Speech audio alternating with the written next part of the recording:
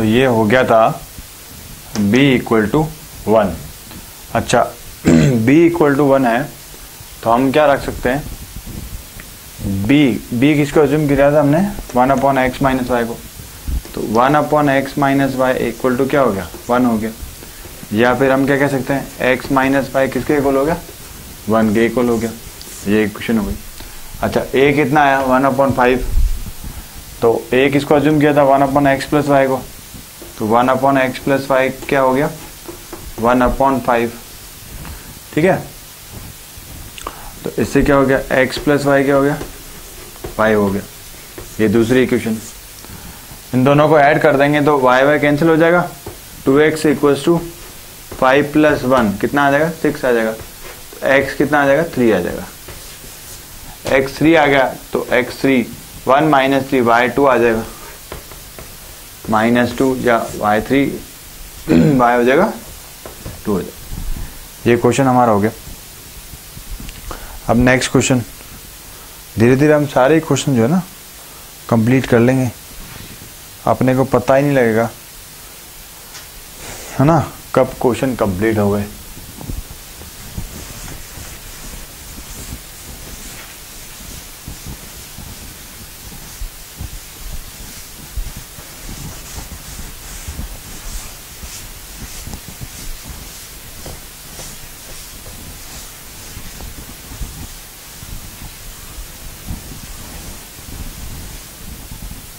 अब जरा आगे देखें 3.6 का ये हो गया अपना 8 देख ले, फर्स्ट का 8,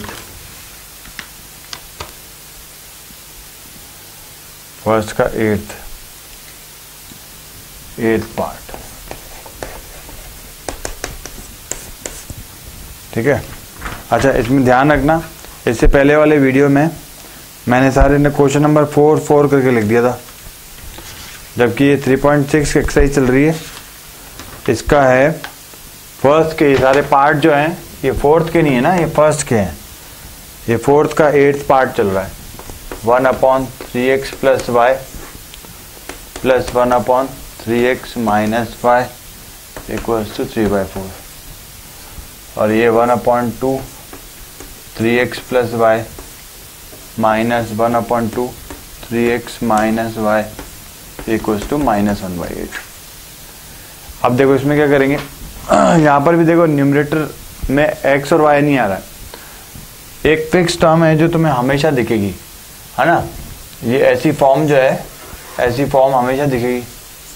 इसको अज्यूम कर लिया, let 1/3x plus Y equals to a and 1/3x minus Y equals to b। तो इक्वेशन कैसे रिड्यूस हो जाएगी, ये वाली इक्वेशन, इस वाली इक्वेशन को मैं लिख सकता हूँ a, ये पूरा a बन गया प्लस ये पूरा b बन गया इक्वल टू 3/4 हो गया। क्रॉस मल्टीप्लाई कर दो तो ये हो गया 4a plus 4b equals to 3। ये इक्वेशन आ गई। अच्छा 1/3x प्लस वाई की जगह a आ गया तो ये क्या बन जाएगा a/2। ये इक्वेशन जो है ऐसी हो जाएगी। 1/3x माइनस वाई की जगह क्या आ गया b आ गया, तो ये माइनस का b/2 इक्वल्स टू माइनस का 1/8। अच्छा इस पूरी इक्वेशन में 2 एलसीएम आ रहा है तो ऊपर बन गया a माइनस b माइनस का 1/8, क्रॉस मल्टीप्लाई हो जाएगा तो ये ऐसी बन जाएगी 8a माइनस का 8b इक्वल्स टू माइनस का 2। अब सॉल्व कर देना, एक्स वाई की वैल्यू निकाल देना, आ जाएगा। ठीक है। अब इसके आगे वाले क्वेश्चन करते हैं। जो स्टेटमेंट लिखा हुआ है वर्ड प्रॉब्लम्स भी कहते हैं इनको हम। सेकंड का फर्स्ट पार्ट, सेकंड का फर्स्ट पार्ट क्या है, formulate the following problem as a pair of equations and hence find their solutions. First part, Ritu can row downstream 20 km in 2 hours and upstream 4 km in 2 hours. Find her speed of rowing in still water and the speed of the current. तो speed of rowing in still water, और speed of current निकालनी है। Assume कर लो, let speed of rowing in still water, still water ना, still water is x kilometre per hour and speed of current is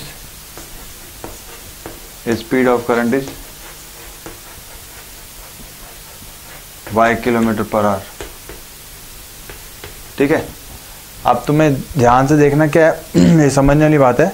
down stream, Ritu can row downstream 20 kilometre in 2 hours. तो 20 kilometre in 2 hours, 20 kilometre 2 hours में downstream हो रही है। अच्छा, तो 1 our में कितनी हो जाएगी? 20/2 10 हो जाएगी। 20/2 10 किलोमीटर पर आवर स्पीड हो जाएगी। और अप स्ट्रीम में स्पीड क्या हो जाएगी? 4 किलोमीटर इन 2 आवर्स। तो अप स्ट्रीम की स्पीड हो जाएगी इन 1 आवर 2 किलोमीटर पर आवर हो जाएगी। तो देखो इसमें डाउन स्ट्रीम में स्पीड ज़्यादा है, इसका मतलब वाटर जो है उसके फेवर में फ्लो हो रहा है ना, उसका अगेंस्ट में फ्लो नहीं हो रहा। तो स्पीड ऑफ रोविंग, अगर वाटर करंट जो है, स्पीड ऑफ करंट ऐसे है तो वाटर जैसे फ्लो हो रहा है। अच्छा, तो ये है बोट, ठीक है, स्पीड ऑफ रोविंग। तो स्पीड ऑफ रोविंग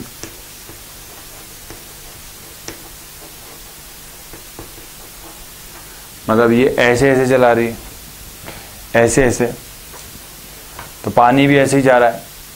ठीक है, speed of current same speed है। चप्पू चलाता ना, चप्पू नाव होती है, उस नाव का क्या करते हैं हम? चप्पू चलाते हैं। नाव का क्या करते हैं? चप्पू चलाते हैं। तो ये नाव का जो होता है, बोट का चप्पू होता है ये। अगर ये चप्पू ऐसे चल रहा है, ऐसे चल रहा है, पानी भी यूं चल रहा है, ठीक है, तो स्पीड बढ़ जाएगी ना, स्पीड बढ़ जाएगी। तो स्पीड बढ़ने का मतलब है वो सेम डायरेक्शन में होगी, तो u प्लस वी हो जाएगा, x प्लस वाई। तो हम ये कहेंगे x प्लस वाई क्या हो जाएगा? x प्लस वाई क्या हो जाएगा? 20 किलोमीटर इन 2 आवर्स। तो 20/2 ये स्पीड आ गई, ये 10 हो गया। अच्छा, स्पीड ऑफ करंट रोविंग यूं है और करंट यूं है, पानी यूं जा रहा है। अभी क्या हो रहा है? अभी पानी यूं फ्लो हो रहा है, ठीक है, और रोविंग यूं है, तो ये अगेंस्ट में है। अगेंस्ट में क्या हो जाती? सब्ट्रैक्ट हो जाती ना, तो गलत लिख दिया ना, x माइनस वाई हो जाएगी। x माइनस वाई कितनी हो जाएगी? 4/2 हो जाएगी, 4/2। तो ये हो जाएगा 2 हो जाएगा। अच्छा, अगर ऐसा हुआ, ये तुम्हारी बोट है, ठीक है, अब क्या हो रहा है?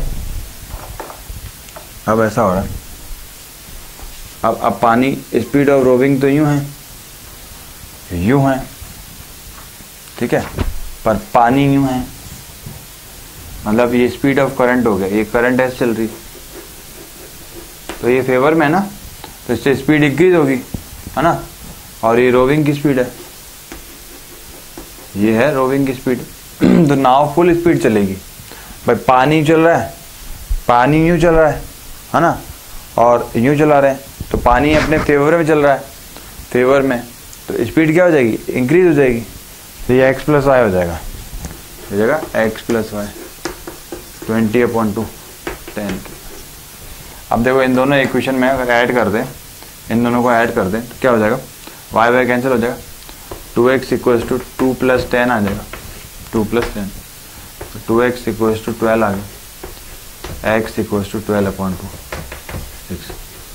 6 किलोमीटर पर आवर। ये स्पीड ऑफ स्टिल वाटर आ गई, 6 आ गई, और v हो जाएगी 4 हो जाएगी ना, y 4 हो जाएगी। यहाँ अगर तुम रख दो x की वैल्यू 6, तो ये वहाँ चला जाएगा, तो y अपने आप ही 4 आ जाएगा। ये 4 आ जाएगा।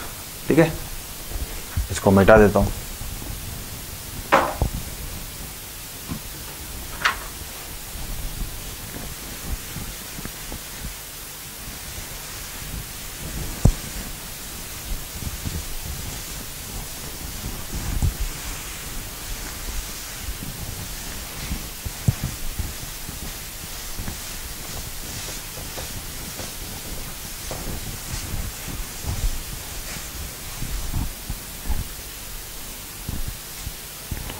अब नेक्स्ट 2 क्वेश्चन और बचे हैं, फिर हमारी ये एक्सरसाइज और उसके साथ ही इसका ये पूरा चैप्टर कंप्लीट हो जाएगा।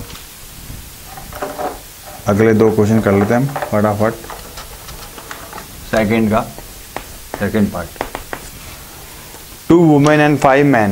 2 women and 5 men can together finish an embroidery work in 4 days, while 3 women and 6 men can finish it in 3 days. Find the time taken by 1 woman alone to finish the work and also that taken by 1 alone. इसको assume कर लो। Let time taken by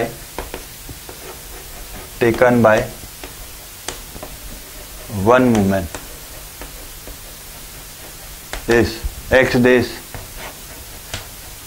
ठीक है, x day में finish कर रही।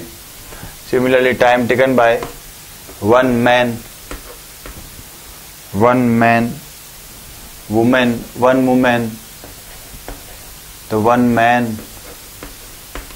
तो y days। ठीक है, अच्छा 1 women's 1 day वर्क क्या कितना हो जाएगा? 1 woman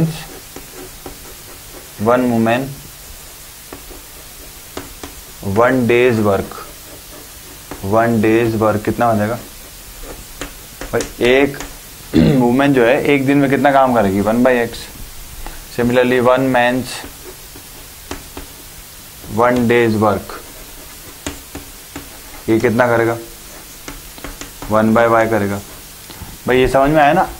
एक औरत जो है वो एक दिन में कितना काम करती है ना? एक दिन में x दिन में एक करती है, x दिन में एक वर्क कंप्लीट करती है। In x days the work is completed is 1, तो in 1 day work is completed is 1/x. In y days work is completed 1, तो in 1 day work is completed 1/y. 2 women and 5 men. 2 women 5 men can complete it together का मतलब साथ में कर रहे an embroidery work in 4 days, तो 1/4 हो जाएगा ये। 2/x plus 5/y equals to 1/4।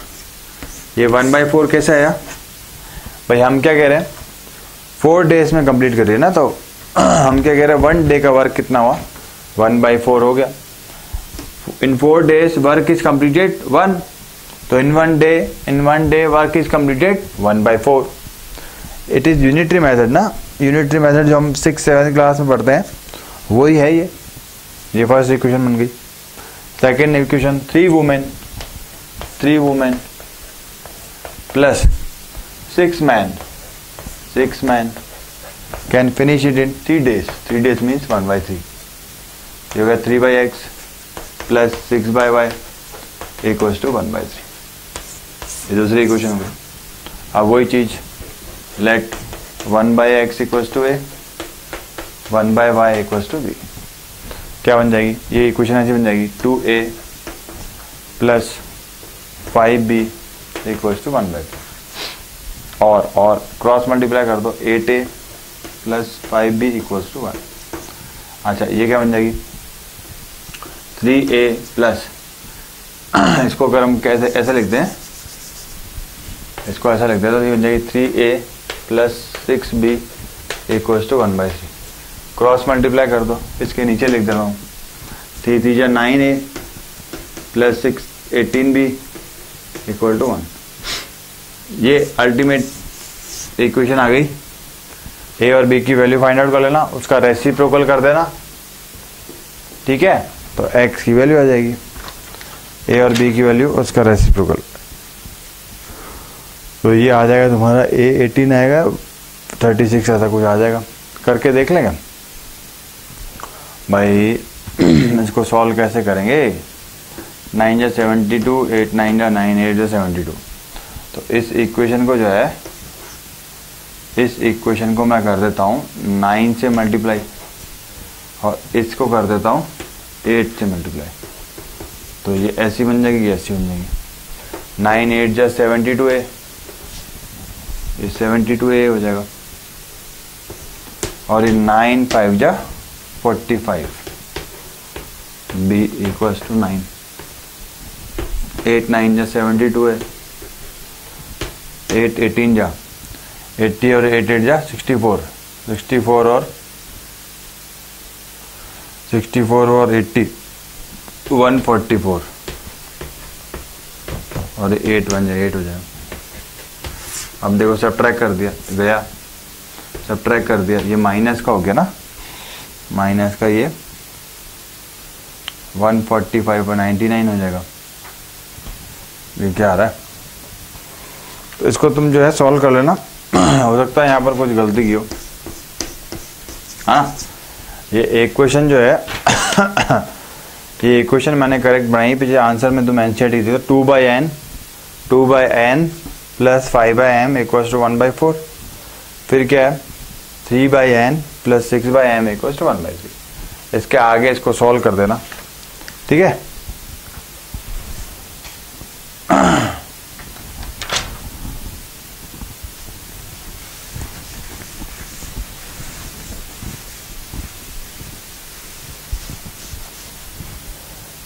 Four 2 जा 8 4 5 जा 20। हाँ यहाँ मिस्टेक हुई है, देखो 4 2 जा 8 तो कर दिया, ये 20 आएगा, देखो है ना।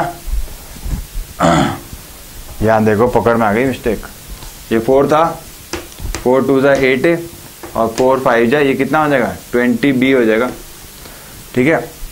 अब ये 20 हो जाएगा तो 9 2 जा 180 हो जाएगा, ये कितना हो जाएगा 180 हो जाएगा।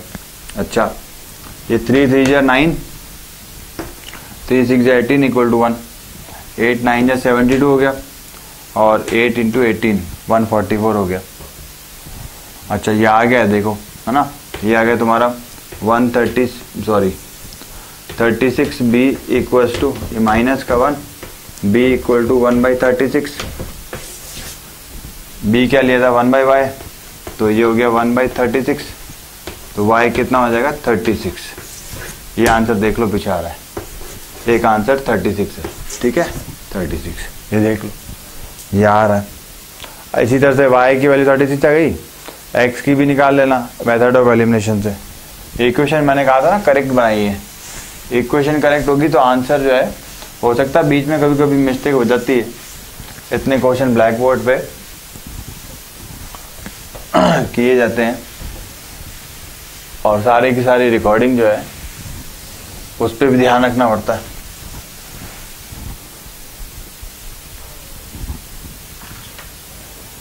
सेकंड का थर्ड और लास्ट क्वेश्चन चैप्टर का, सेकंड का थर्ड और चैप्टर का last.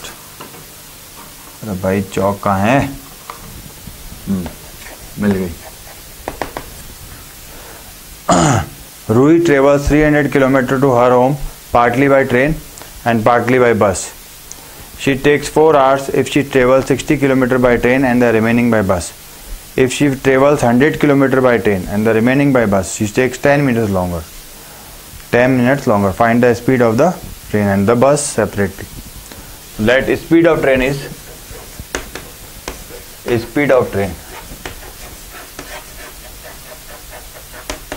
is x kilometer per hour and speed of bus is y kilometer per hour, ठीक है। Ruhi travels 300 kilometers to her home partly by train and partly by bus. If she takes 4 hours, if she travels 60 kilometers by train, so we know that speed equals to distance traveled upon time taken. Okay time कह रहा है ना ये, time 4 hours, तो time क्या हो जाएगा, time का फॉर्मूला हो जाएगा डिस्टेंस अपॉन स्पीड, ठीक है। अब फर्स्ट केस कह रहा है 4 आवर्स लग रहा है इसको, 4 आवर्स। कब? जब वो 60 किलोमीटर, डिस्टेंस 60 किलोमीटर है, कहाँ से चल रही है, किससे चल रही है, ट्रेन चल रही है, तो ट्रेन की स्पीड होगी प्लस बाकी बचे हुए किलोमीटर बस से चल रही है, तो 300। टोटल डिस्टेंस कितनी है? टोटल डिस्टेंस है 300 है ना, तो बाकी बची हुई कितनी हो जाएगी? 240 हो जाएगी। 240 बस से जाएगी, बस की स्पीड कितनी? y। ये एक क्वेश्चन हो गई। अच्छा, इसको ऐसे कैसे ही रहना। सिमिलरली आगे का क्या कह रहा है? If she travels 100 kilometre by train, if she travels 100 kilometre by train and remaining by bus she takes 10 minute longer. मतलब पहले जो टाइम लग रहा था, पहले 4 घंटे लग रहे थे, अब 10 मिनट एक्स्ट्रा लग रहे हैं, तो 4 आवर तो लग ही रहे हैं प्लस 10 मिनट लग रहे हैं, 10 मिनट्स। तो 10 मिनट्स को हम आवर में कन्वर्ट करेंगे तो ये 60 हो गया, तो ये हो गया 4 + 1/6, ये हो जाएगा 25/6। 100/x + 200/y, ये बन गई दूसरी इक्वेशन। ठीक है, अब सॉल्व करते रहो। क्या लेंगे? Let 1/x = a, 1/y = b। तो क्या करेंगे? 1/x को ले लो भाई, 1/x की जगह हम ले लेते हैं a और 1/y की जगह b। ठीक है, तो ये हो जाएगा 60a + 240b = 4, और ये क्या बन जाएगा? 100a + 200b = 25/6। अब इसको सॉल्व कर देंगे, आ ही जाएगा आंसर, तो नहीं, इसको जो है सॉल्व कर देते हैं। चौक भी खत्म होने जा रही, चैप्टर भी खत्म होने जा रहा है, क्या संजोग है। अलग अलग कलर की चौक ले रहा हूँ। अब देखो, इसको क्रॉस मल्टीप्लाई कर देता हूँ मैं, तो ये क्या बन जाएगा? 600a 6 2 1200b = 25। ये वाली इक्वेशन, इसको मैं 10 से मल्टीप्लाई करके लिख देता हूँ, तो ये बनेगा 600a + 2400b = 40। सब्ट्रैक्ट कर देगा या सब्ट्रैक्ट कर दिया, माइनस का 1200 आ गया, इक्वल्स टू माइनस का 15, 1200b आएगा ना, तो b इक्वल्स टू क्या आ जाएगा? माइनस का 15 हम अपॉन 1200 माइनस का 15 बन जा 15 8 जाएगा, 0 हो गया, तो b कितना आ गया? 1/80। तो y को लिया था अपन ने, तो y क्या हो जाएगा? 80 हो जाएगा ना, y 80 हो जाएगा। तो 80 क्या चीज हो गई है? 80 इसकी हुई स्पीड ऑफ बस ही ली थी ना, हाँ, तो 80 km/h। इसी तरह से x भी आ जाएगा। ठीक है, तो इसी के साथ अपना ये चैप्टर नंबर 3 जो है ये कंप्लीट हो गया। बधाई हो आपको अच्छा समझ में आया होगा, आशा करता हूँ। इससे अगला चैप्टर आप अगले वीडियो में देख सकते हैं। गणित गुरु देखने के लिए बहुत बहुत धन्यवाद। जय मां भारती।